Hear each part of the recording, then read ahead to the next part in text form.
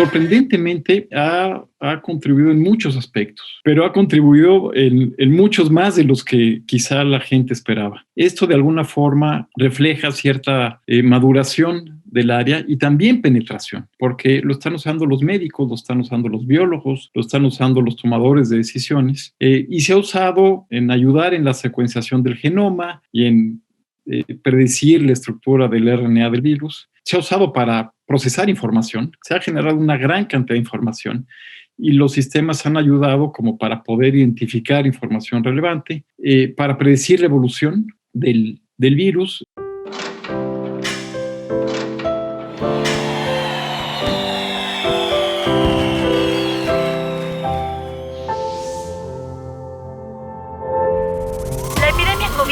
Se ha extendido a más de 100 países. Desierta, con apenas unas pocas personas o autos en las calles. El coronavirus es el mayor reto para el mundo desde la Segunda Guerra Mundial, según la reapertura de las actividades deberá de realizar. La nueva normalidad es una forma de llamar a la reactivación económica y social. La emergencia global cambiará la geopolítica mundial, la globalización. El coronavirus llegó para cambiarla, y no solo en la vida cotidiana. Por tanto, nos dirigimos a estudiantes sobre todo. No sean chinas, porque muchas veces prefieren, entre comillas, mucho. Iría como una cadena de obviamente diferente. Claro que por el virus, de forma totalmente destino es la norma. La pandemia por coronavirus evidenció que las herramientas de procesamiento y entendimiento natural del lenguaje, el procesamiento de grandes volúmenes de datos y la inteligencia artificial tienen una presencia importante en más aspectos de la vida cotidiana de los que tenemos conciencia. Se nos hizo familiar escuchar expresiones como Big Data, Machine Learning, capitalismo y vigilancia tecnológica. Pero, ¿cuál es el impacto real de la inteligencia artificial en la actualidad y su eventual desarrollo en el corto plazo? ¿Qué idea podemos hacernos sobre el procesamiento de grandes cantidades de información a partir de la inteligencia artificial? ¿Cómo ha sido empleada durante la pandemia? Esto ya se hacía antes con redes sociales. La gente empieza a buscar en Internet o compartir en redes sociales información sobre el virus y eso te da una idea de por dónde se está propagando el virus. Se ha usado en pruebas de medicamentos, de vacunas. Se han desarrollado robots en hospitales porque pues, pueden estar en contacto con pacientes sin mucho problema. Se ha usado para vigilancia. Este es aquí un arma de dos filos, ¿verdad? Pero con cámaras pueden ver si la gente está cumpliendo el aislamiento o no. Pero también hay aplicaciones en celulares que se han desarrollado para ver por dónde ha estado la gente que tiene virus. Y se ha usado para detectar y prevenir la desinformación que se ha dado también. Y en diagnóstico. En particular, yo estoy trabajando en un sistema de diagnóstico rápido de COVID usando imágenes médicas. No soy el primero que lo hago, estoy en un grupo aquí en México, pero a partir de radiografías de rayos X y de tomografías computarizadas del pulmón, se puede tener un diagnóstico bastante bueno de si un paciente tiene COVID o no, porque el COVID hace afectaciones en los pulmones. Entonces sí se ha empleado en una gran cantidad de áreas. Estamos viendo ahora con el coronavirus, primero, que hemos sido capaces, o sea, el motivo por el que somos capaces de identificarlo con test PCR es porque la persona que había hecho el PCR y que había identificado el virus del SARS, que es el abuelo del coronavirus, en 2003, estaba trabajando en una institución pública en Alemania.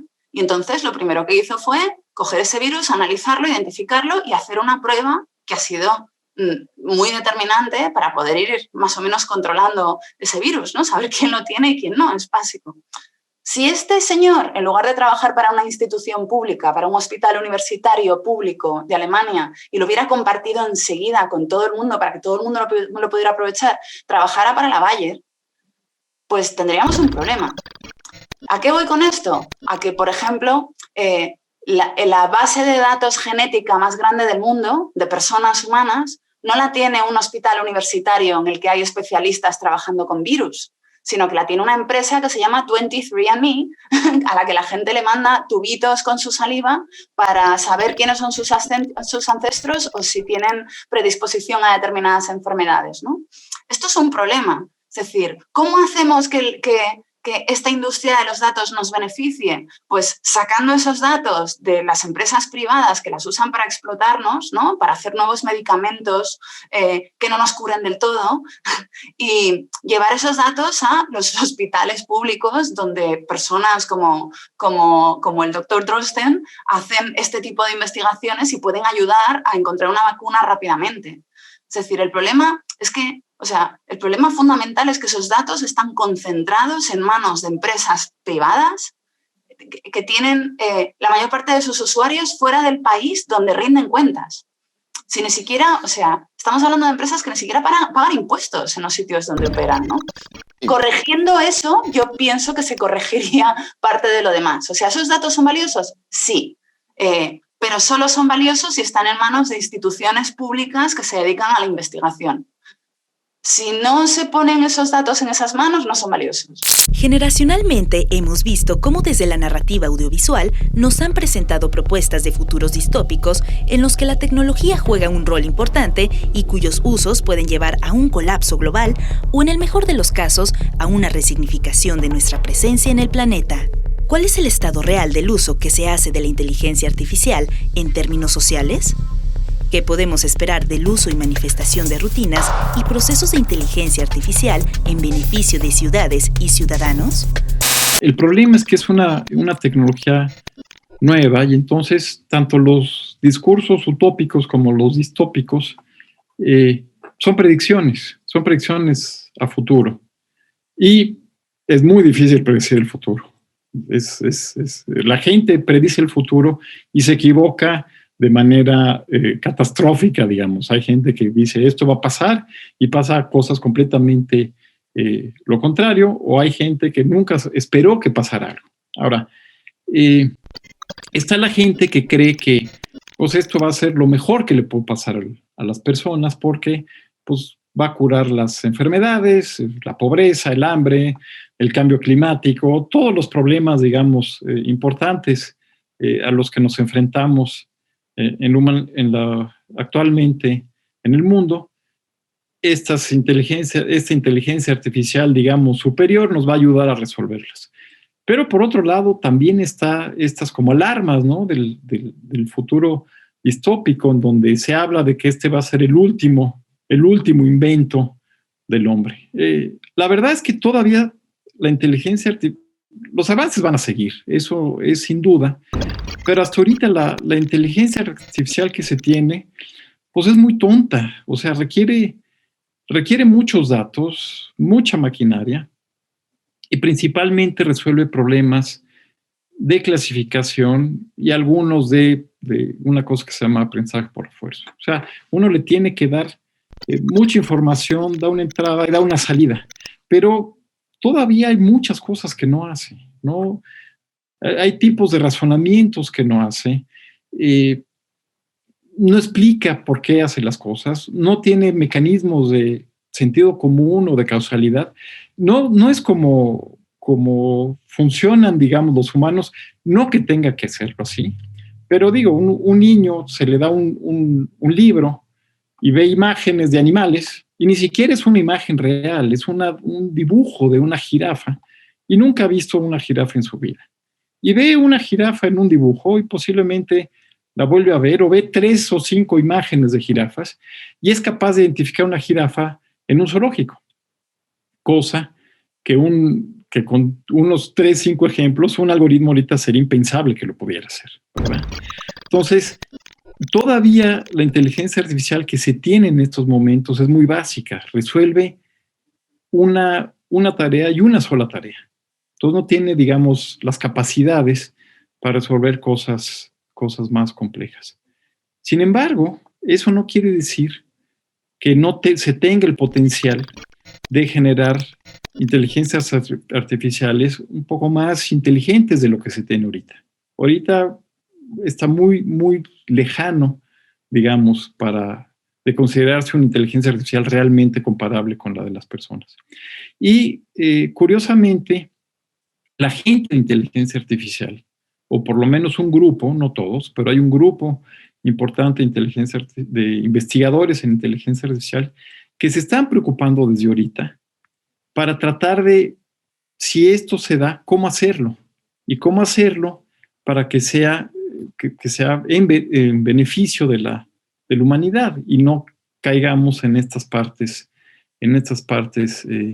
distópicas, ¿no?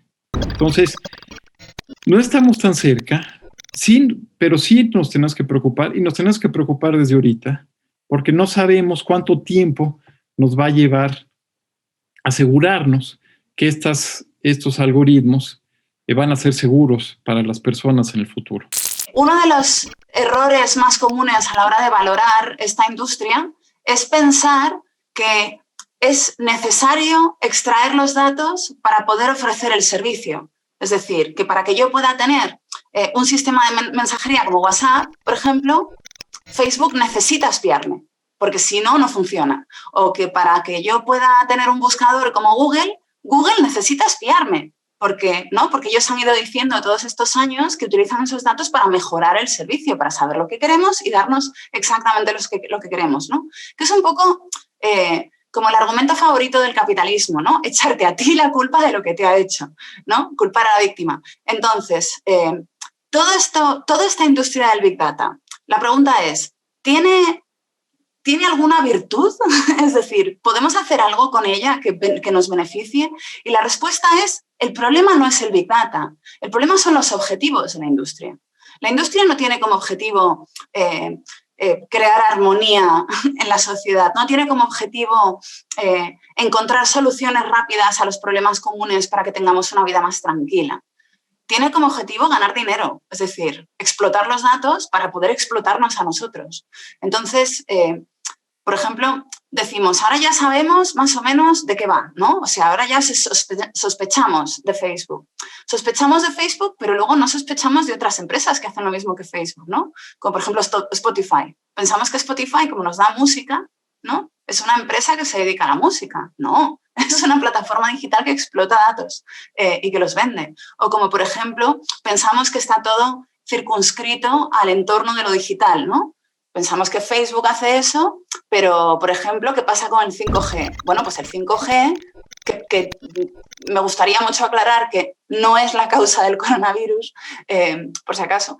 El 5G es una infraestructura que Huawei ha ido ofreciendo con una rebaja muy, muy grande a, bueno, pues por ejemplo, a todos los países europeos, a muchísimos países latinoamericanos, para crear una infraestructura que va a ser como nos va a lanzar al futuro, ¿no? Y nadie se quiere quedar fuera de ese futuro porque ya sabemos lo que habría sido quedarse fuera de Internet, ¿no? Y sin embargo, es una infraestructura que, a diferencia de las anteriores, exige, o sea, implica que todos y cada uno de los pasos están en manos de Huawei, que todos y cada uno de los elementos de esa infraestructura los gestiona Huawei. O sea, es casi un circuito cerrado, ¿no? En el que pensamos que es buena idea poner pues, nuestro transporte, nuestra educación, nuestra hacienda, ¿no? Nuestro gobierno, nuestra defensa. O sea, es una locura. Ni siquiera Huawei es una empresa china, ¿no? que le rinde cuentas, que la única entidad a la que le rinde cuentas es el gobierno chino, porque hay una ley, que es la Ley de Ciberseguridad China de 2017, que hace que todas las empresas chinas tengan que entregarle las llaves de la empresa, del servidor, la puerta de atrás, la puerta de adelante, lo que les pidan, al gobierno chino, por motivos de seguridad. Y esto también es capitalismo de plataformas. Lo que pasa es que a nivel de Estado. Entonces, identificamos muy bien que cuando es un servicio como Facebook y no nos cobran, a lo mejor nos espían, pero no estamos identificando que sí, pues eso, si instalamos este tipo de propiedad de una empresa china que además es famosa porque tiene grandes plataformas digitales, o que si ponemos una nevera en nuestra casa que cuenta la cantidad de Coca-Colas que consumimos al día, pues ahí también hay capitalismo de plataformas, porque la cantidad de Coca-Colas que consumimos y la cantidad de azúcar que tienen los yogures que nos gustan va a generar un perfil que interesará pues, a nuestros médicos, a nuestros seguros, ¿no? Que probablemente encarezca nuestra vida en el futuro. Entonces, no hay que obsesionarse con Facebook y con Google. Hay que entender el modelo para poder identificarlo incluso cuando es nuevo, ¿no? Y cuando nos vende cosas que no son servicios de mensajería, sino canciones o neveras.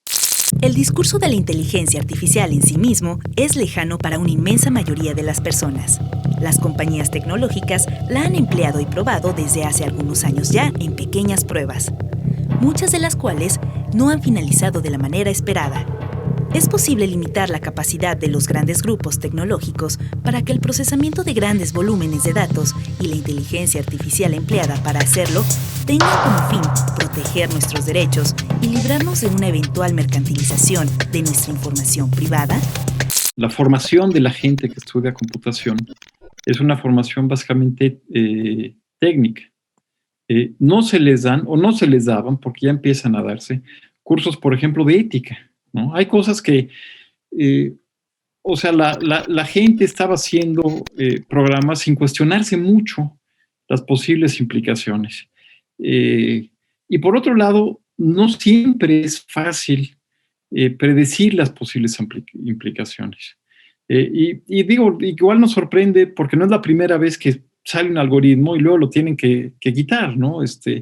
Mismo Microsoft sacó un chat que luego lo quitó porque estaba haciendo comentarios discriminatorios. Google sacó un etiquetador de imágenes que luego lo tuvo que quitar o quitó una parte porque confundía unos animales o más bien unas personas con animales. Una cosa que cuando se hicieron estos sistemas, no pensaban que podían tener que se podía llegar a este tipo de problemas. Entonces, yo creo que aquí parte del problema es que es una tecnología muy poderosa que se hace, a la que tiene todo el mundo acceso, que lo usa, y es difícil saber exactamente hasta dónde va a llegar. Aunque sí sería bueno que tomaran cursos los que estudian computación de cuestiones éticas básicas, ¿no? Lo que puede pasar, lo que seguramente va a pasar, es que van a seguir pasando este tipo de incidentes en donde de repente un algoritmo hace algo o del uso del algoritmo, acaba siendo no el planeado originalmente. La idea original posiblemente era buena, pero eso se desvirtuó con su uso. Y eso también pasa en ciertas políticas públicas. Uno tiene una idea de que esto va a ser lo mejor, la idea es inicialmente buena, pero al final acaba siendo no como se esperaba. Lo importante es que podamos reaccionar rápido. Entonces, no necesariamente se va a poder predecir todo. Obviamente se necesita incluir en la formación de los ingenieros, de la gente que estudia computación, se necesitan incluir cursos para tratar de que se cuestionen si lo que están haciendo puede tener implicaciones éticas, implicaciones en libertades de las personas, etc. Y también tenemos que tener los mecanismos para poder reaccionar rápido. Parte del problema con este manejo de datos es que pues estos algoritmos acaban controlándonos, nos controlan lo que compramos, nos controlan nuestros gustos, nos pueden controlar nuestras preferencias políticas y obviamente pues lo que se tiene y de hecho ya lo están haciendo, o sea, si yo busco en Google, en YouTube, en Facebook, lo que sea, pues si yo lo hago en mi máquina me da cierta información y si lo hago en otra máquina que haga la misma búsqueda me da otra información, ¿no? Ya no están de alguna forma filtrando de acuerdo a nuestras preferencias, de acuerdo a los algoritmos. Entonces, yo creo que lo que se está viendo se está reconociendo este tipo de controles o este tipo de posibilidad de control y se está empezando a crear políticas y regulaciones para tratar de que esto pues, no se use no con los fines planteados, ¿no? O con fines que afecten a las personas. Otro de los grandes errores de concepto en esto es que nosotros podemos corregir eso. O sea, yo hace unos días en la radio contaba cuáles serían las reformas que yo haría en las plataformas digitales, como por ejemplo Facebook, para que mejorara un poco esta situación, al menos para nosotros, ¿no? Y la mayoría eran tipo, pues que se cumpla la GDPR, ¿no? En el caso europeo, o en el caso de Latinoamérica, pues que se generen las leyes de protección de datos apropiadas y que además se cumplan, porque nosotros ahora tenemos una y no sirve para nada porque no se puede implementar, ¿no? Entonces, que se cumpla, obligar a las empresas a que cumplan sus propias legislaciones, ¿no? Es decir, si tú dices que vas a prohibir el discurso de odio, lo vas a tener que prohibir. Pero además es importante que si el concepto de discurso de odio ya ha sido expuesto y descrito por Naciones Unidas, ¿no? Porque esto no nos lo hemos inventado en los últimos 15 años, precisamente para poder gestionar pues, las campañas de deshumanización de colectivos concretos en lugares como Myanmar ahora mismo, ¿no? Con los Rohingya, o como pasó en África en los años 90, es decir, si esto ya está más o menos estipulado de una manera, que no venga Facebook y lo reinvente. O sea, si dices que vas a acabar con el discurso de odio, sí, pero con la especificación de las Naciones Unidas, no con la tuya, que es como vaporosa y que te vale a veces y otras no, ¿no? Y luego, para mí las más importantes eran de transparencia, ¿no? Yo tengo que ser capaz de ver qué marcas, qué gobiernos o qué campañas han patrocinado la información que estoy viendo, ¿no? O sea, tengo que ser capaz de ver, porque yo pienso que la información que yo estoy viendo, imagínate en Twitter, es la información que viene de manera cronológica de todas las cuentas a las que yo sigo. Y esto es mentira. O sea, la información de Twitter y de Facebook y de Instagram y de YouTube no solamente son algoritmos ordenando las cosas que a mí me gustan para tenerme enganchada. O sea, son plataformas publicitarias. O sea, me están publicitando una realidad y tienen muchos patrocinadores. No sé, unos tendrán más y otros tendrán menos, ¿no? Pero yo quiero ver la lista de esos patrocinadores. Quiero ver quién patrocina mi visión del mundo del día de hoy, ¿no? Para saber, más o menos, a quién estoy haciendo feliz viendo estas noticias. Uno de los principales problemas de este ecosistema mediático, el motivo por el que es tan tóxico, es porque tú y yo, incluso si nos abriéramos una cuenta a la vez y viviéramos en la misma casa, que siguiéramos a las mismas personas, veríamos noticias distintas. Pero pensamos que vemos las mismas, ¿no? Porque las vemos en Twitter. Y entonces yo no puedo ver las noticias que ves tú. O sea, porque la forma en la que funciona este ecosistema es que no solamente decide qué es lo que vas a ver, qué visión del mundo vas a tener, sino que también decide cuál es la que no vas a ver.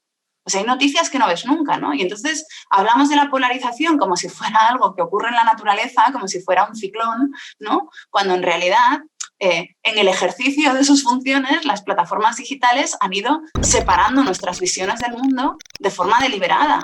Y entonces ya ni siquiera podemos discutir porque no tenemos las mismas premisas con respecto a las noticias, ¿no? Ya no sabemos qué noticias lee el otro. Y entonces poder ver qué noticias lee pues cualquier usuario, ¿no? Pues imagínate, yo el tuyo. Yo me voy a tu usuario y puedo ver todas las noticias que has visto tú hoy. Y si estamos discutiendo, hemos discutido, vamos a discutir, yo puedo decir, por lo menos ahora sé de dónde viene.